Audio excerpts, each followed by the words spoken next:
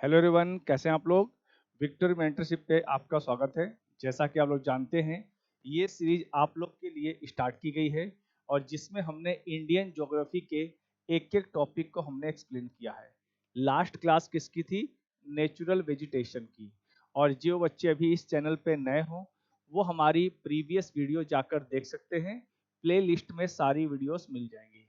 अगर आपने इस सीरीज को फॉलो कर लिया तो आप बिलीव कीजिए, इंडियन ज्योग्राफी से आप कोई भी एग्जाम दे, यूपीएससी दें, स्टेट पीसीएस दें या अदर कोई एग्जाम दे, यहाँ से आपके लिए क्वेश्चन बनते ही बनते हैं।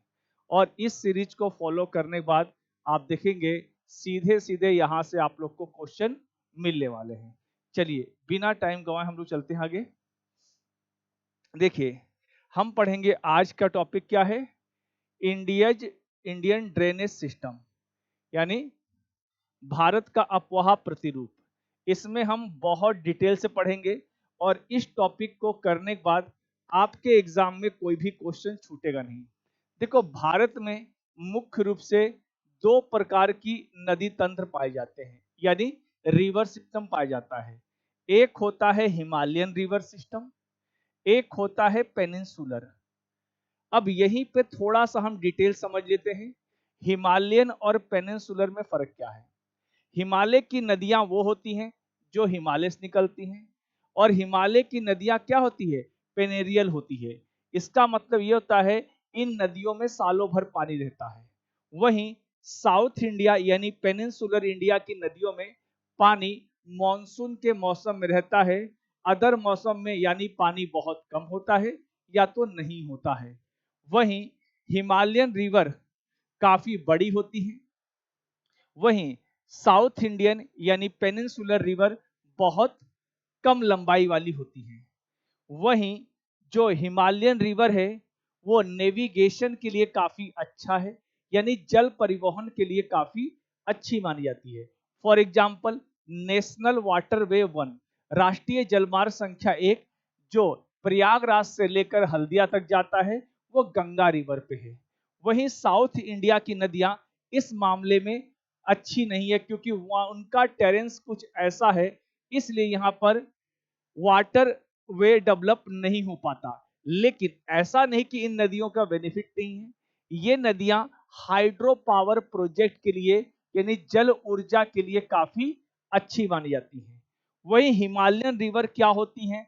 डेल्टा फॉर्म्ड करती हैं, यानी डेल्टा का निर्माण बनाती हैं, करती हैं, जो बहुत अच्छे हाईली फर्टाइल क्या होते हैं? लैंड होते हैं, जो एग्रीकल्चर के लिए काफी बेनिफिशियल होते हैं। और ये इको टोन भी बनाते हैं, क्योंकि जहां पे डेल्टा होता है वहां पे रिवर वाटर और ओशन वाटर का मिक्सअप होता है। वहीं पेनिनसुलर रिवर क्या होती हैं? वो होती हैं जो डेल्टा ना बनाकर क्या बनाती हैं? एस्चुरीज बनाती हैं। एस्चुरीज क्या होता है? जो डेल्टा के अलग एक स्ट्रक्चर होता है, जिसमें डेल्टा जैसा स्ट्रक्चर ना होकर वाटरी पार्ट ज्यादा होता है, यानी वहां पे लैंड पार्ट डेवलप नहीं हो पाता। क्यों? क्योंकि पेनिनसुलर रिवर में क्या होता है? सेडिमेंट बहुत कम होता है। ये हार्ड रॉक से चलती हैं, बहती हैं, इसलिए उनमें सेडिमेंट कम होने की वजह से उसमें डेल्टा ना बनकर एस्चुरी बनती है। देखिए, हिमालयन रिवर को एंसीडेंट रिवर बोलते हैं और नॉन एंसीडेंट। इसमें क्या होता है? एंसीडेंट रिवर वो होती हैं जो हिमालय के बनने से पहले बनी हैं और लगातार अपने रूट को कॉन्टिन्यूएशन में फॉलो करती हैं। यानी ये नदियां हिमालय से पहले बनी हैं और हिमालय बनता रहा, लेकिन फिर भी इन्होंने अपने नेचुरल रूट्स को फॉलो किया। उसे बोलते हैं एंसीडेंट रिवर, यानी पूर्ववर्ती नदियां। यानी सब्सिक्वेंट या नॉट इंसिडेंट में बोलेंगे, यानी हिमालय के पहले ये नदियां थीं, लेकिन हिमालय के बनने के बाद इन नदियों ने अपनी डायरेक्शन चेंज कर दी, यानी वो ढाल के अनुसार, ठीक है, जिधर ढाल बन गई उधर ही बहती रही, उन्होंने अपने नेचुरल रूट को फॉलो नहीं किया। ठीक है, ये होता है वेस्ट फॉलोइंग रिवर, ये होता है ईस्ट फॉलोइंग रिवर। देखिए, भारत में जो नदियां हैं उनमें से लगभग 80% रिवर जो है वो बे ऑफ बंगाल में जाती हैं, यानी ईस्टर्न साइड जाती हैं। वहीं 20% रिवर अरेबियन सी में जाती है, यानी वेस्टर्न फॉलोइंग रिवर इंडिया में बहुत कम है, ज्यादातर ईस्टर्न फॉलोइंग रिवर है। ठीक है, चलते हैं आगे, देखेंगे ड्रेनेज पैटर्न क्या होता है। ठीक है, ड्रेनेज पैटर्न वो आकार या स्वरूप होता है जो नदियां बनाती हैं। ठीक है, कैसे बनाती हैं, आप देखोगे नदियां अलग अलग प्रकार के स्वरूप या प्रतिरूप बनाती हैं। जैसे आप ये देख रहे हो, ये क्या है, ये मान लो मेन नदी आ रही है, इसकी ट्रिब्यूटरी आ रही है, उनकी ट्रिब्यूटरी आ रही है। इस तरह नदियां जो अपना पैटर्न बनाती हैं, अपनी आकृति बनाती है, उन्हीं को ड्रेनेज पैटर्न बोलते हैं। लेकिन यहां पर एक टर्म्स आप लोग के सामने आ रहा होगा, सर रिवर बेसिन क्या होती है। ध्यान रखेंगे, नदी बेसिन उसे बोलते हैं जहां रिवर और उसकी ट्रिब्यूटरी का टोटल एरिया कवर करते हैं, उन्हें बोलते हैं हम लोग रिवर बेसिन। ध्यान रखेंगे, गंगा नदी है तो गंगा नदी के अंदर यमुना भी इंक्लूड होगी, क्योंकि जो मेन रिवर और उसकी ट्रिब्यूटरी का जो पूरा एरिया है, जब उसे उसे शामिल करते हैं तब बनता है रिवर बेसिन। इसीलिए दुनिया का सबसे बड़ा रिवर बेसिन कौन सा है, अमेज़न, क्योंकि उसकी ट्रिब्यूटरी ही 4000 किलोमीटर ज्यादा लंबी है। अब ये बता दिया मैंने आप लोग को, एंसीडेंट रिवर जो ढाल, जो जो नदियां अपने नेचुरल रूट को फॉलो करती हैं, किसी स्थलाकृति या माउंटेन के बनने के बावजूद भी अपना मार्ग नहीं बदलती हैं, यानी जो उनका नेचुरल रूट पहले था उसी रूट को फॉलो कर रही हैं। भले ही बीच में कोई माउंटेन आ गया, हिल आ गया, वो उसको कट करके क्रॉस कर रही हैं, लेकिन अपने नेचुरल रूट को फॉलो करती हैं। उन्हें बोलते हैं हम लोग क्या, एंसीडेंट रिवर। ठीक है, हाँ, इसके बहुत अच्छे एग्जाम्पल है इंडस रिवर, ब्रह्मपुत्रा रिवर। ठीक है, कौन सी नदियां हैं भारत में एग्जाम्पल, सिंधु नदी और ब्रह्मपुत्रा नदी एंसीडेंट रिवर। ये एग्जाम्पल याद रखिएगा, कौन सी एंसीडेंट रिवर है, कौन सी सब्सिक्वेंट रिवर है, ये मैं आगे भी आप लोग को बताता चलूंगा। बता दिया मैंने, एंसीडेंट रिवर क्या होती है, वो नदियां जो अपने, देखो ध्यान दे रहे हो, एंसीडेंट रिवर क्या होती हैं, जो अपने नेचुरल रूट को फॉलो करती हैं। ठीक है, माउंटेन आ गया फिर भी उसको काट कर बह रही हैं। लेकिन अगर सब्सिक्वेंट में क्या होगा, यहां पे नदियां क्या होंगी, उल्टी धारा में बहेंगी, लेकिन जो एंसीडेंट में पहाड़ों को काट कर भी बहती हैं। ठीक है, इन्हीं को सब्सिक्वेंट भी बोलते हैं, जो ढाल के अनुसार बहने लगती हैं, जो ढाल को काट देती हैं उन्हें बोलते हैं एंसीडेंट रिवर। हिमालयन इसका बहुत अच्छा एग्जाम्पल है। ठीक है, ये बता ही दिया मैंने आप लोग को, ये उसी का पार्ट है कॉन्सिक्वेंट। देखो क्या लिखा है, the river will change it's pattern according with the slope and the topography. ठीक है, कॉन्सिक्वेंट में क्या होता है, जब कोई नदी, ठीक है, अपने जैसी टोपोग्राफी होती है, चाहे कोई माउंटेन हो, पर्वत हो, कुछ भी हो, उसके अनुसार बहने लगती है, यानी ढाल के।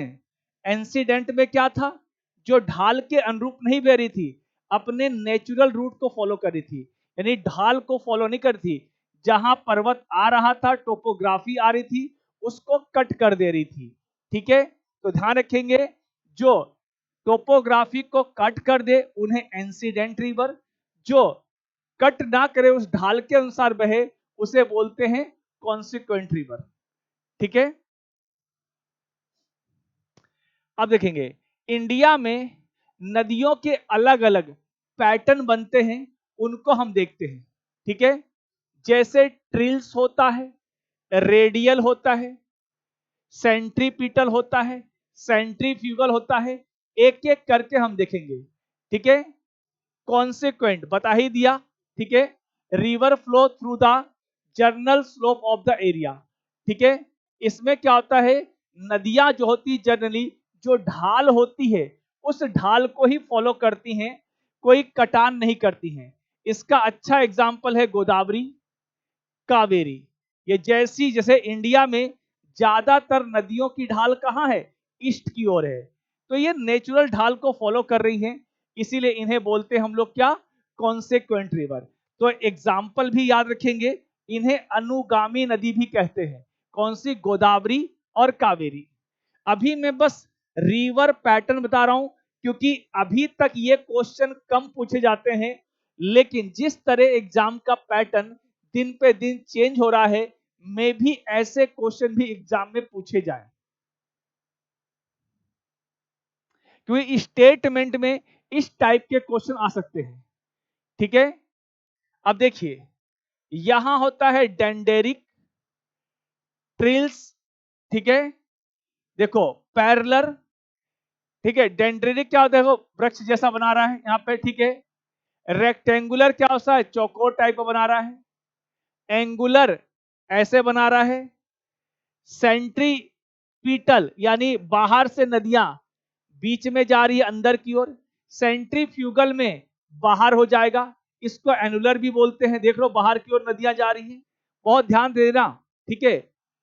रेडियल भी कुछ ऐसे होता है, एक पहाड़ी से, ठीक है, बस रेडियल इसमें फर्क क्या है, इसमें नदी गोल गोल घूमती है, देख रहे हो, इसमें सीधे बाहर निकल जाती है।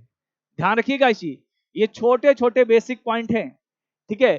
पैरेलर में ये नदी किसी मुख्य नदी के पैरेलर चलती है, जैसे गंगा के पैरेलर यमुना काफी दूर तक चलती, फिर जाके वो प्रयागराज में मिल जाती है।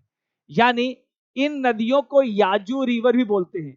जो नदियां, जो ट्रिब्यूटरी मेन रिवर के पैरेलर काफी दूर तक चलने के बाद मेन रिवर में मर्ज होती हैं, उन नदियों को याजू रिवर भी बोलते हैं या पैरेलर पैटर्न भी बोलते हैं।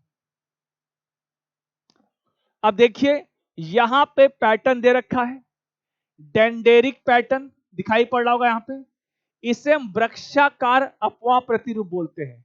इसमें देखो क्या होता है, मुख्य नदी है, इसके साथ कोई ट्रिब्यूटरी आ गई, फिर उसकी ट्रिब्यूटरी आ गई, फिर उसकी ट्रिब्यूटरी सहायक नदियां आ गई, यानी एक मुख्य नदी की अनेक सहायक नदियों से मिलकर बनता है कौन सा, ये बनता है डेंडेरिक। इसे वृक्षाकार प्रतिरूप बोलते हैं। इसमें मूल नदी और सहायक नदियों के प्रवाह का रूप शाखाओं की तरह दिखाई पड़ता है, ठीक है, वो एक ट्री पैटर्न के रूप में दिखाई पड़ता है। इसमें मेन नदी कौन सी है, महानदी, गोदावरी और गंगा भी इसी का पार्ट हो जाएगा, इंडस भी। इंडिया की ज्यादातर नदियां इसी टाइप की मिलेंगी आप लोग को। फिर होता है आपका ट्रिल्स, इसे बोलते हैं जालीदार, देख रहे हैं यहां पे मेन रिवर है, फिर उसके देखो सीधे सीधे आके ऐसे बन रही हैं, देख रहे हो जाली बन रहा है, ठीक है।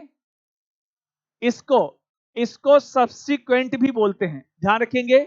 इसमें सहायक नदियां, ठीक है, मूल नदी से समकोण पर मिलती है, ध्यान रखेंगे।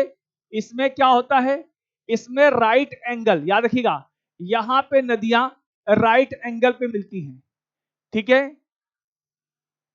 अब आते हैं रेडियल पैटर्न, ठीक है, ध्यान रखेंगे इसे बोलते हैं रेडियल पैटर्न।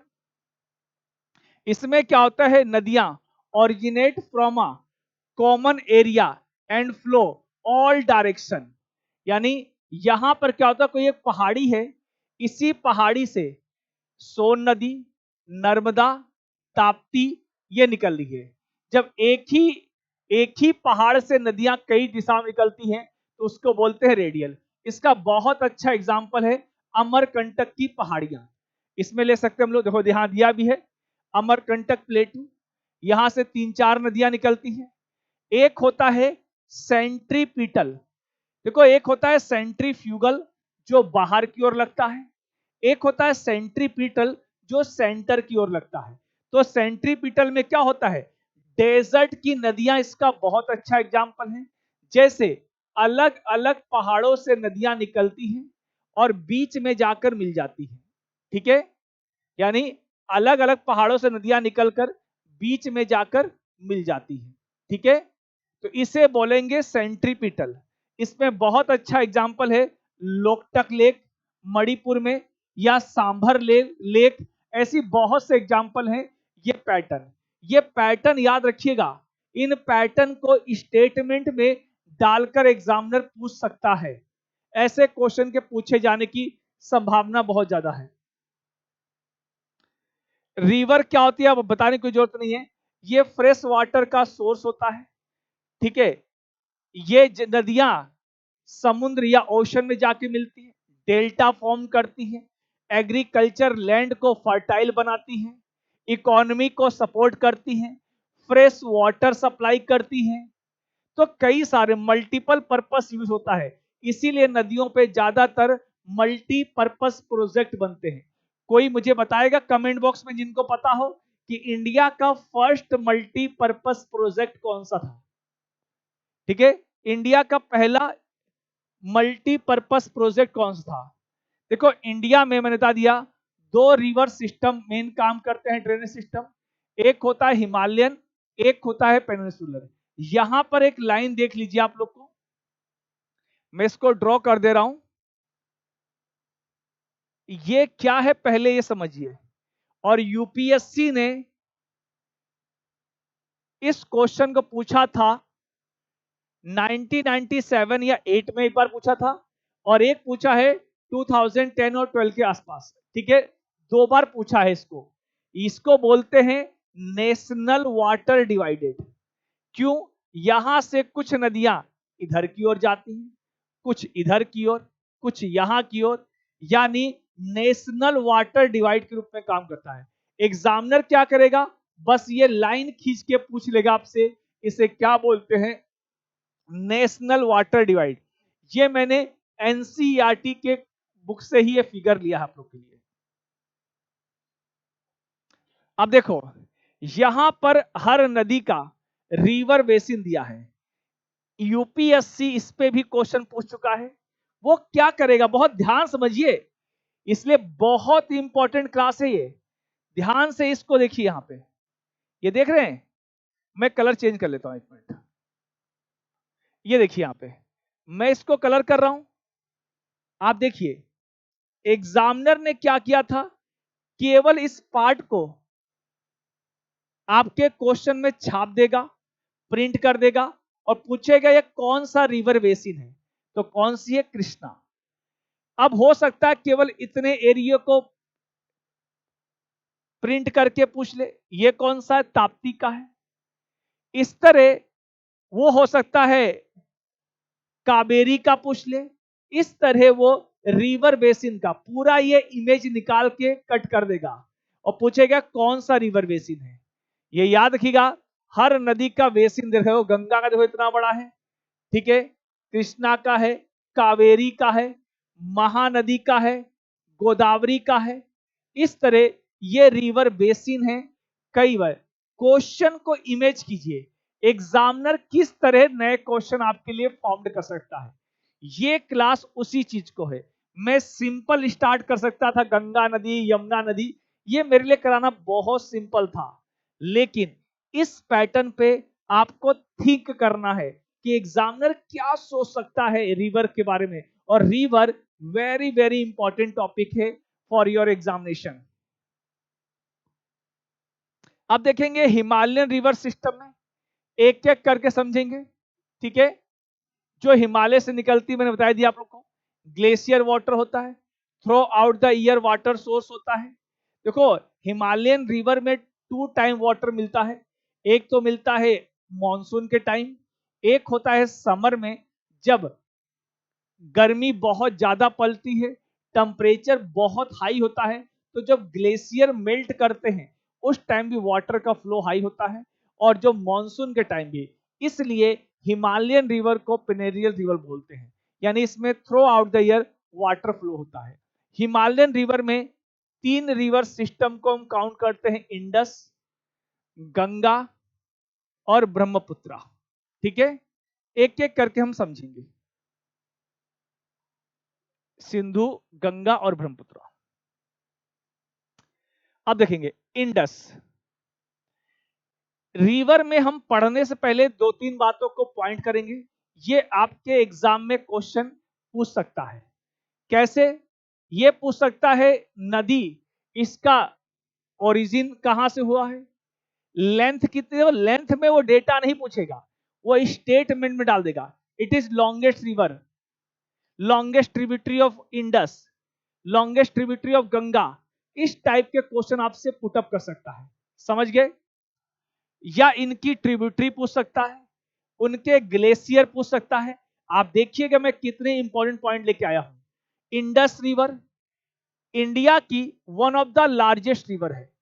आप कहोगे सर गंगा भी तो है, ध्यान रखेंगे इंडिया की जब लार्जेस्ट पूछेगा तो गंगा लगाना है। क्यों? क्योंकि इंडस एक लंबी नदी है, लॉन्गेस्ट रिवर है, लेकिन इसका जो इंडिया में एरिया है वो बहुत कम है, ठीक है, और इसका ओरिजिन भी इंडिया में नहीं है। लेकिन गंगा का ओरिजिन इंडिया में है, इसलिए वो इंडिया की लॉन्गेस्ट रिवर कहलाएगी, ठीक है। ये कंफ्यूजन नहीं, ऐसी ब्रह्मपुत्रा लंबी तो है लेकिन इंडिया में उसका स्ट्रेच बहुत कम है और उसका ओरिजिन भी इंडिया में नहीं है। वहीं ये किस ग्लेशियर से निकलती है? जनरली बुकों में लिखा हुआ है कैलाश माउंटेन, लेकिन अब सोचिए दिन पे दिन एग्जाम पैटर्न टफ हो रहा है तो इतने इजी क्वेश्चन तो नहीं पूछेगा, तो आपसे वो बोखारचू ग्लेशियर पूछेगा। बताइए कितने लोग को ये नाम पता था इस ग्लेशियर का? इंडस रिवर जहां से ओरिजिनेट होती है उस ग्लेशियर का नाम कितने बच्चों को पता था? बोखारचू ग्लेशियर। ये कैलाश मानसरोवर के पास ही पड़ता है, ये याद रखिएगा। और ये नदी इंडस रिवर डॉल्फिन के लिए फेमस है। देखो डॉल्फिन बेसिकली तीन टाइप की कैटेगराइज की गई है। एक होता है Indus river dolphin, Ganga river dolphin और इरावदी रिवर डॉल्फिन। ये इरावदी कहां है? म्यांमार में है, ठीक है, ये आप लोग याद रखिएगा। इंडस की कुछ फेमस ट्रिब्यूटरी है, वो है झेलम, चिनाब, राबी, सतलज, और भी है, मैं दिखाऊंगा आप लोग को, ठीक है। इसी पर इंडस वाटर ट्रीटी हुई है। इंडस वाटर ट्रीटी कब हुई थी? ठीक है, सितंबर 1960 में। कहां पर हुई थी? कराची में यह साइन की गई थी, ठीक है। उस समय इंडिया के प्राइम मिनिस्टर थे जवाहरलाल नेहरू जी और पाकिस्तान के राष्ट्रपति थे अयूब खान, ठीक है। तो वहां पर जो वेस्ट फॉलोइंग रिवर थी जैसे इंडस, झेलम, चिनाब, इन तीन नदियों के, ठीक है, इन तीन नदियों के 80% वाटर का यूज पाकिस्तान को दिया गया, 20% इंडिया को। वहीं जो ईस्ट फॉलोइंग रिवर जी राबी, सतलज, ब्यास, इन तीनों नदियों का 80% वाटर यूज का राइट भारत को दिया गया, 20% पाकिस्तान को, ठीक है। इसमें मीडिएटर कौन था? वर्ल्ड बैंक था। कोई भी डिस्प्यूट होती है तो वर्ल्ड बैंक इन दोनों के बीच में डिस्प्यूट को सॉल्व करता है। आगे चलते हम लोग। अब देखो ये मैप बहुत जरूरी है, यहां पर केवल हम कुछ इंपॉर्टेंट नहीं सारी नदियां देखेंगे। कई बार आपसे ऑप्शन में बहुत सिंपल पूछ लेता है इनमें से कौन सी इंडस की ट्रिब्यूटरी नहीं है, तो जनरली बच्चे क्या करते हैं? चेनाब, सतलज, राबी, ब्यास, झेलम ये जानते हैं। क्या आप जानते हो इंडस की ट्रिब्यूटरी गोमल भी है, काबुल भी है, ठीक है, श्योक भी है, जैस्कर भी है, ये सभी इसकी ट्रिब्यूटरी है। और काबुल जैसे ही एग्जाम में आएगा 90% बच्चे सोच रहे ये कहां से, तो इंडिया के ही नहीं है, एग्जामिनर ने कंफ्यूज करने के लिए डाल दिया है, लेकिन नहीं, ये इंडस की ट्रिब्यूटरी है। गोमल भी है, ठीक है, सोचिए, सियोक भी है, जैस्कर भी है, तो ये नदियां इसकी ट्रिब्यूटरी हैं, ये याद रखिएगा। बुलर लेक आप जानते हो इंडिया की लार्जेस्ट फ्रेश वाटर लेक है। अब देखेंगे झेलम रिवर। देखो बच्चों यहां पे हाइट भी दे रखा है, तो हाइट भी नोटिस कीजिएगा। क्यों?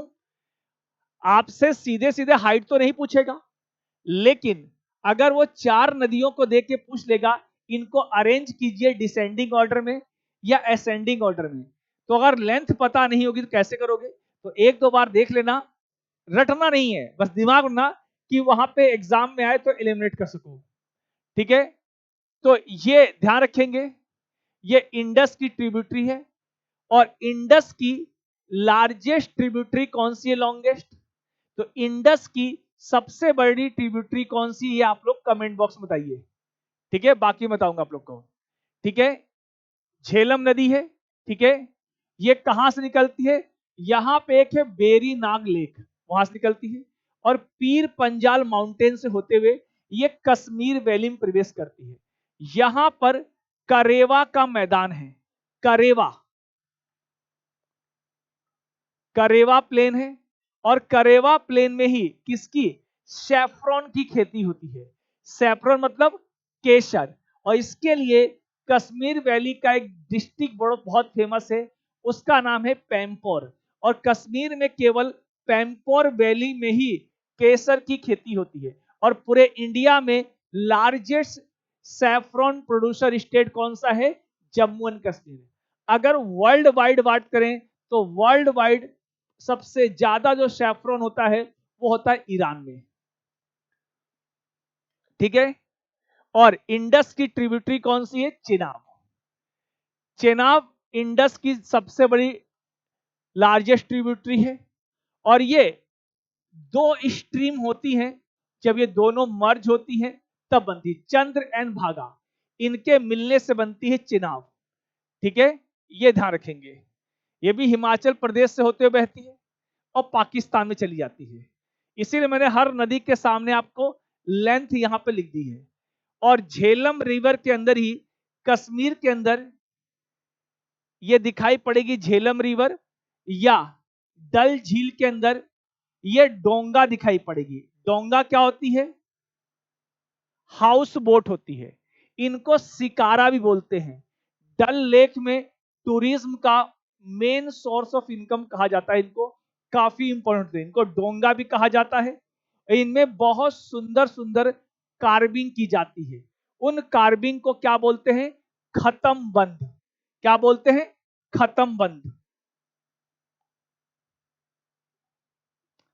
ये एक सिंपल क्वेश्चन है कि इनमें से कौन सी इंडस की ट्रिब्यूटरी नहीं है?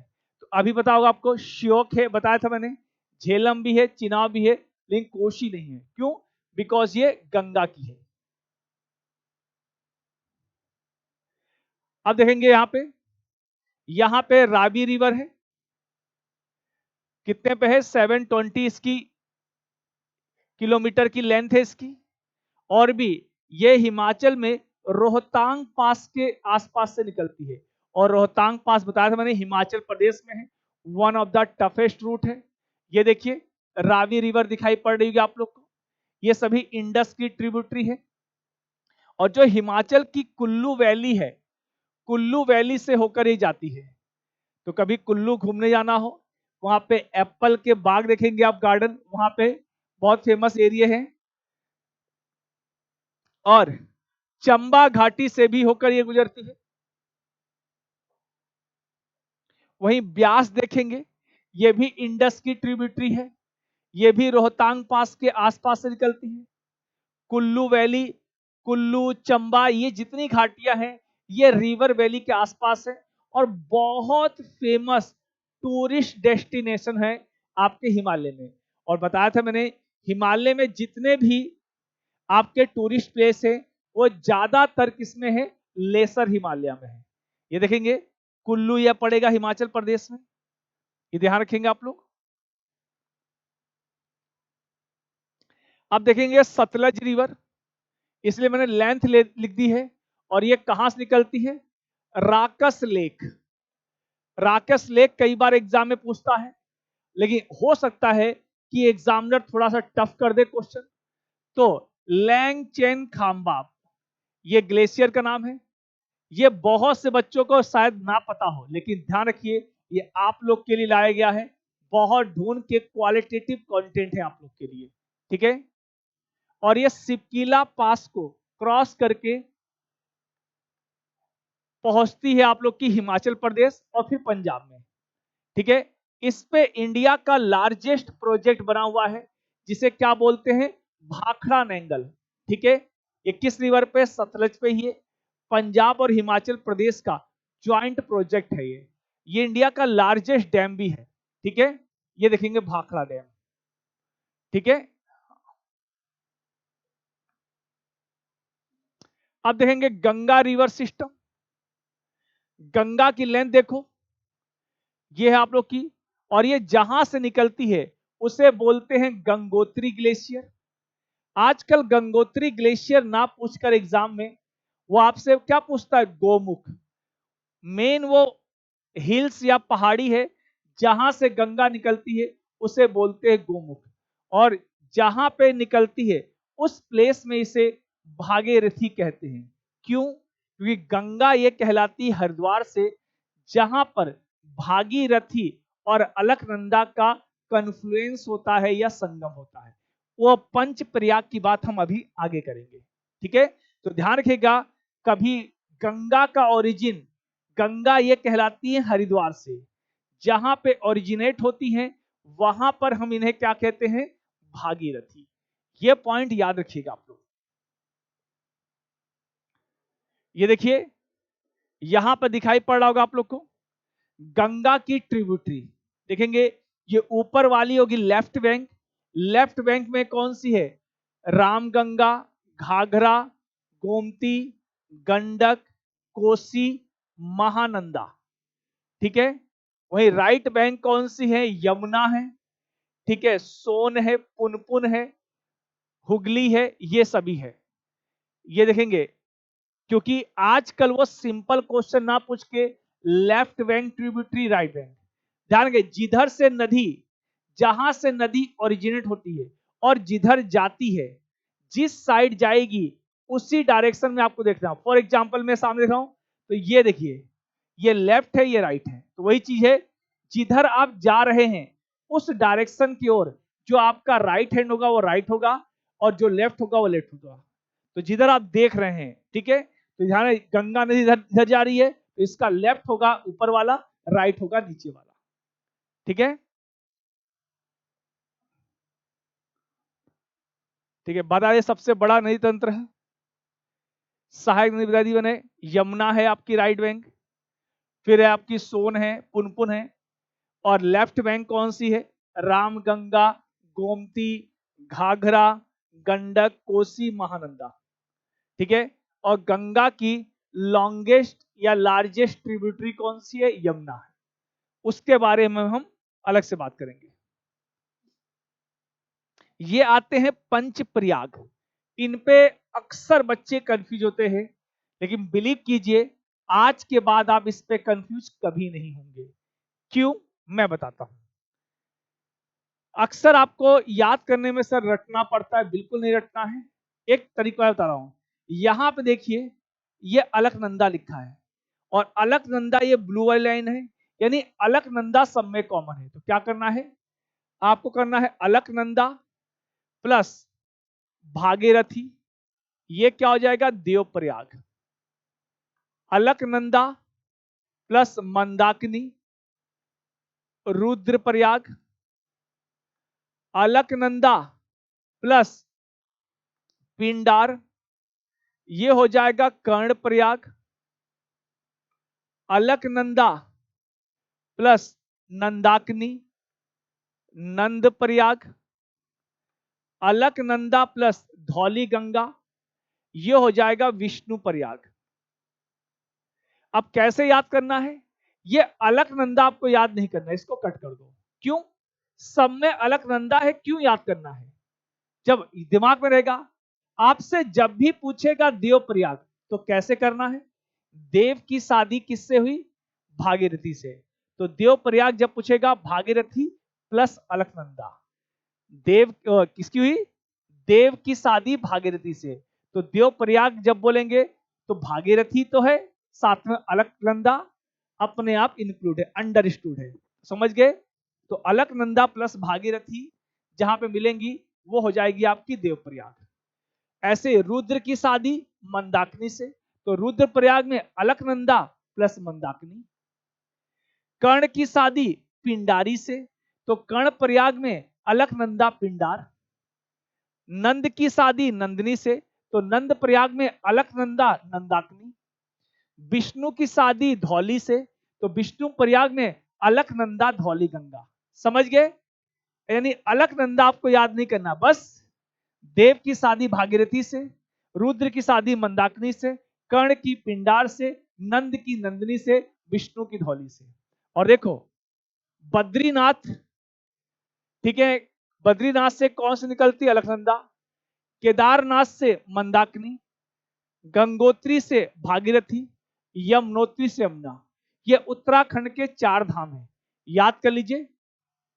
इससे सीधे से क्वेश्चन आ सकते हैं कि केदारनाथ से कौन सी निकलती है, बद्रीनाथ से कौन सी निकलती है। इस पे भी क्वेश्चन। ये topic one of the highly confusing topic है, लेकिन बिलीव करता हूं आज के बाद आप लोग को इसमें कोई भी प्रॉब्लम नहीं आएगी। ये इंडिया के कुछ फेमस सिटी हैं और रिवर है, जैसे, ठीक है, आगरा में यमुना, अहमदाबाद में साबरमती, इलाहाबाद या प्रयागराज में गंगा यमुना का संगम, अयोध्या में सरयू, बद्रीनाथ में अलकनंदा अभी बताया, बांकी महानदी फेमस एरिया पढ़ने में, ठीक है,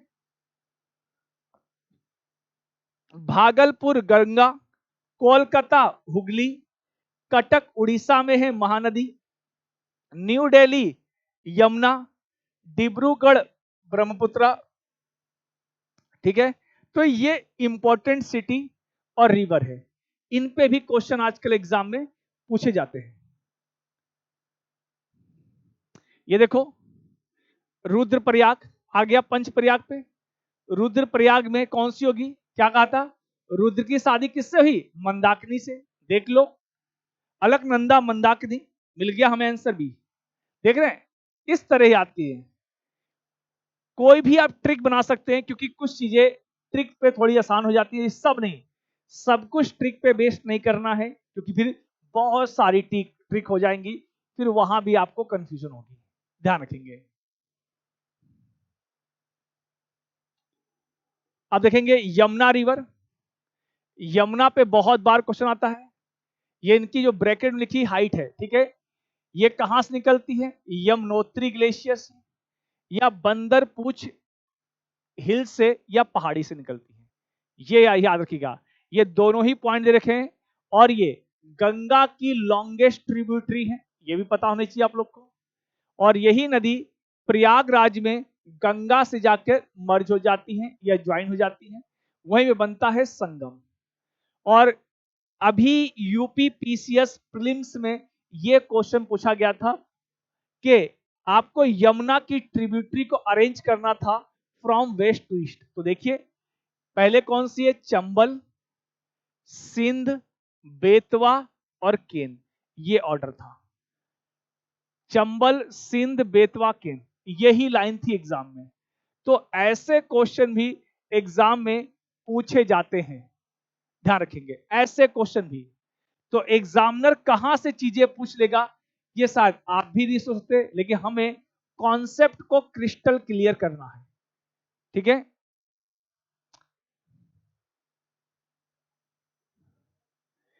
ये हो गया। यमुना कौन सी ट्रिब्यूटरी नहीं है? अब याद कर लो, बेतवा है, केन है, चंबल है, रामगंगा नहीं है, क्योंकि ये किसकी है? ये गंगा की है। देख रहे हैं, अगर कॉन्सेप्ट क्लियर होगा तो बहुत इजीली मैं इस पे और भी क्वेश्चन लेके आऊंगा। अभी बस मैं इसलिए लेके आया हूं कि क्वेश्चन किस टाइप के आ सकते हैं वो आप समझ पाए। बाकी मैं इसके जितने भी यूपी पीसीएस में, बीपीएससी में, यूपीएससी में क्वेश्चन पूछे गए हैं वो सारे मैं करा दूंगा। अब देखते हैं चंबल रिवर, ठीक है। चंबल रिवर की लेंथ 960 है। ये कहां से निकलती है? इंदौर के पास पड़ता है महू, एमपी में, वहां पे जनपाव हिल्स है, याद रखिएगा, ठीक है। जनपाव हिल्स से ये मालवा प्लेटू का पार्ट है, वहां से ये नदी निकलती है और ये राजस्थान, यूपी और एमपी में होकर बहती है। और जो राजस्थान का कोटा शहर है वो इसी नदी के किनारे बसा हुआ है। और चंबल नदी अपने फ्रेश वाटर के लिए फेमस है, क्योंकि जाहिर सी बात है वहां कोई इंडस्ट्री नहीं है।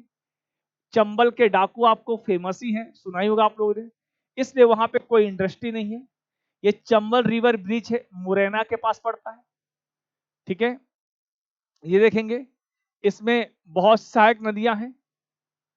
ठीक है, बनास है यहाँ पे, ठीक है, कैल्सी है, पारबली है, कई सारी नदियां हैं। और इसी पे चंबल रिवर प्रोजेक्ट बना हुआ है, जिसपे गांधी सागर डैम, जवाहर सागर, राणा प्रताप सागर, ये सारे जो डैम बने हुए हैं ये सभी बने हुए हैं यमुना रिवर पे। ठीक है, ये देखेंगे। आगे चलते हम लोग घाघरा रिवर। घाघरा रिवर काफी बड़ी नदी है और ये कहां से निकलती है?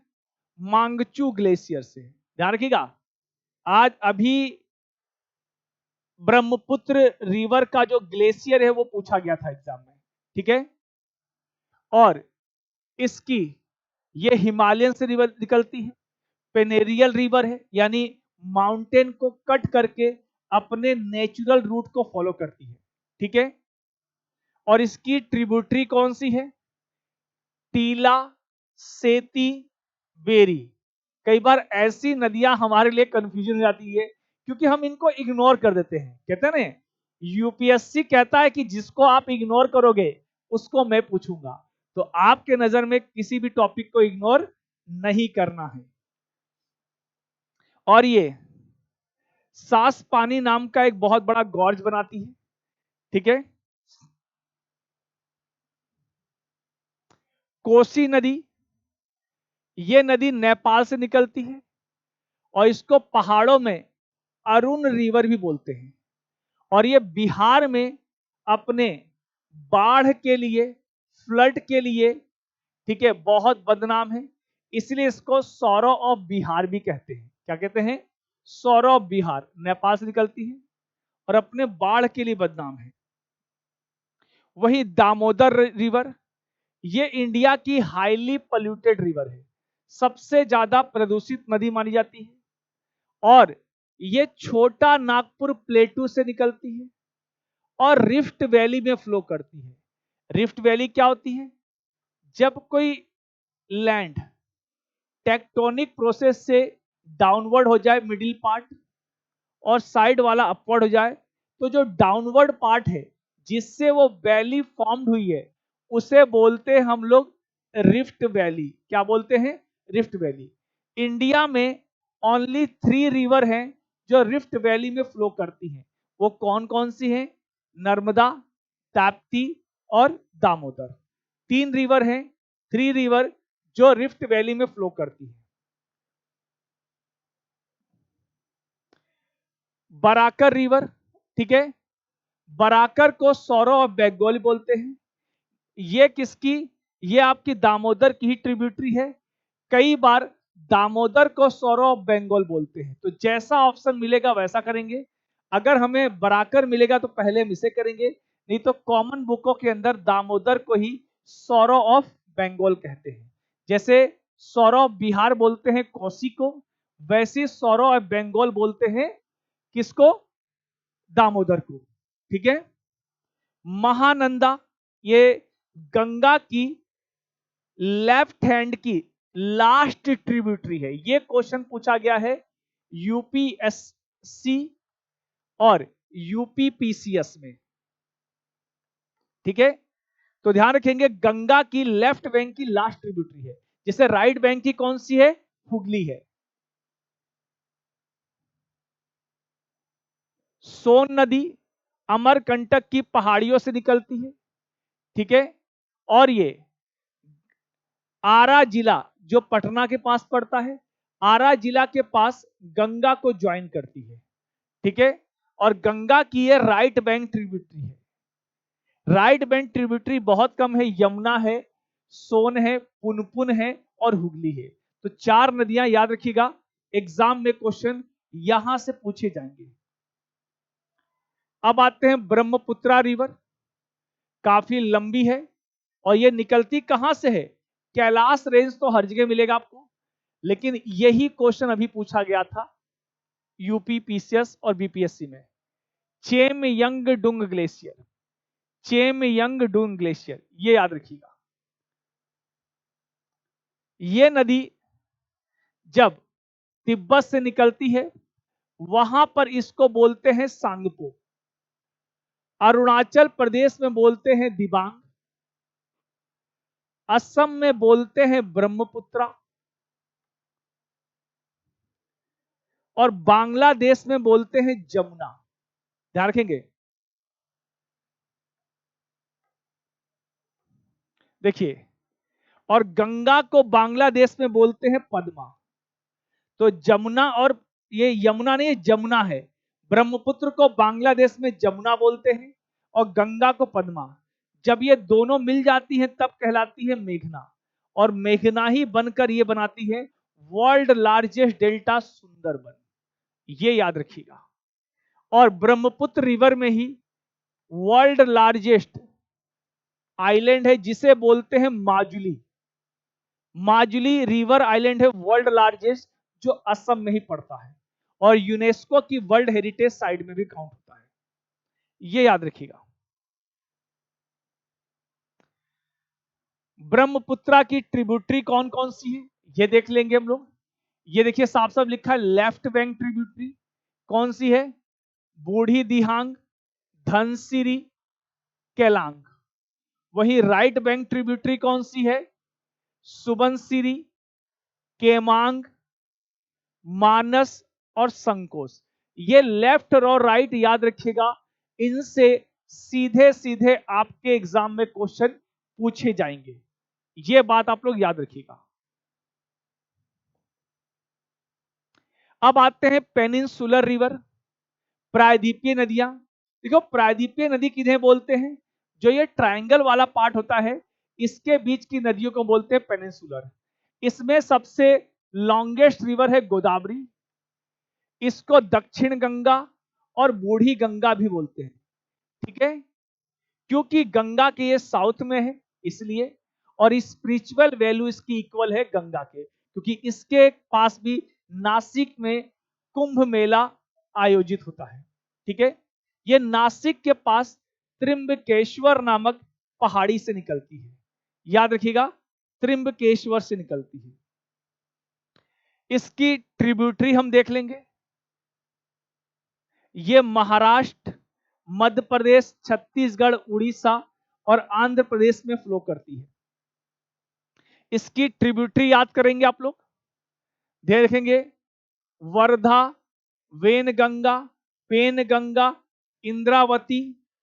ठीक है, तो ध्यान रखेंगे इस पे निजाम सागर डैम भी बना हुआ है। निजाम सागर बना हुआ है गोदावरी पे, कृष्णा सागर बना हुआ है। ठीक है, हाँ, नागार्जुन सागर बना हुआ है कृष्णा पे। नाग की सैया पे कौन है? कृष्ण भगवान। तो नागा अर्जुन है किस पे? कृष्णा पे। और निजाम सागर है गोदावरी पे। ये याद रखिएगा।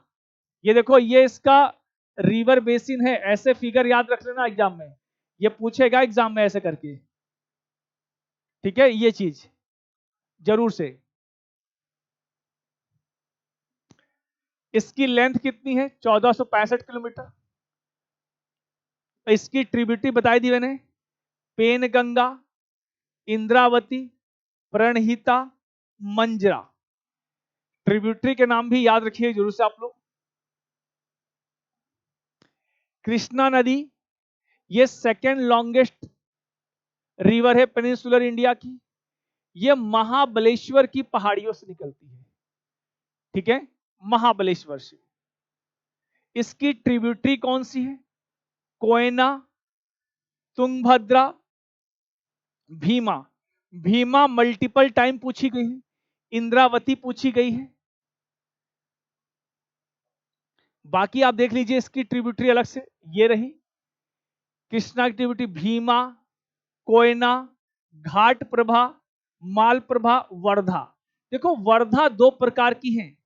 कृष्णा की ट्रिब्यूटरी जो वर्धा है उसकी स्पेलिंग वी से है, और जो गोदावरी की है उसकी है डब्ल्यू से।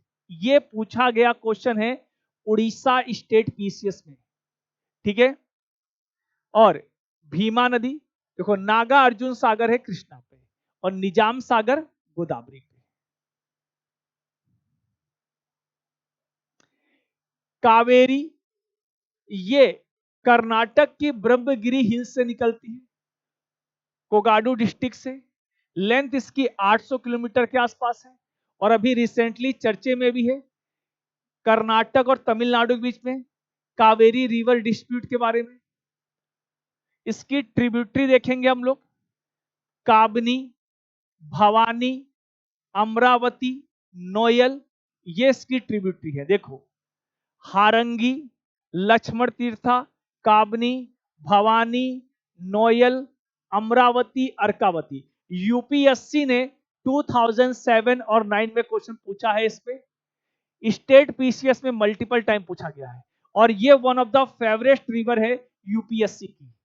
इस पे 2 डैम भी बने हुए हैं, मैट्टूर डैम और ग्रैंड एनिकट।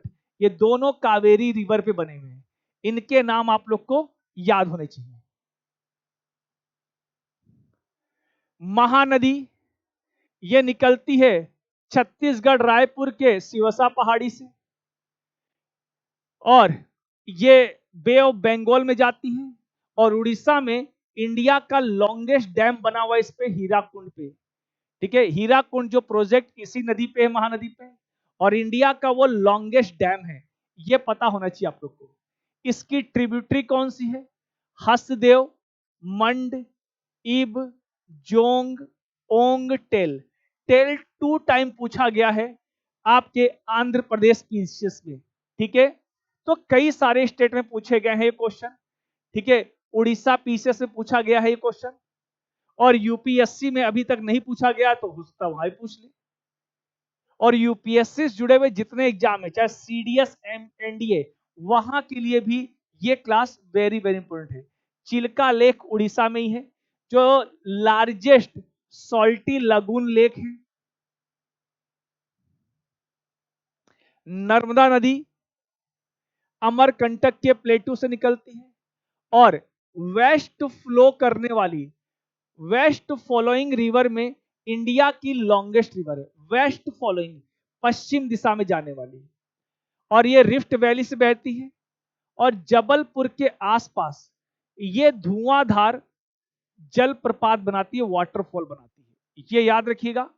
और ये गुजरात में अरब सागर, अरेबियन सी में भरूच के पास गिर जाती है, अरब सागर में। धुआंधार वाटरफॉल नर्मदा रिवर पे ही है।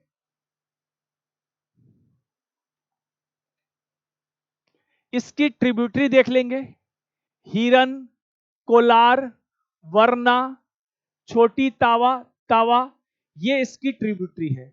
नर्मदा पे ही स्टैच्यू ऑफ यूनिटी है, जो सरदार पटेल की दुनिया की सबसे ऊंची मूर्ति है।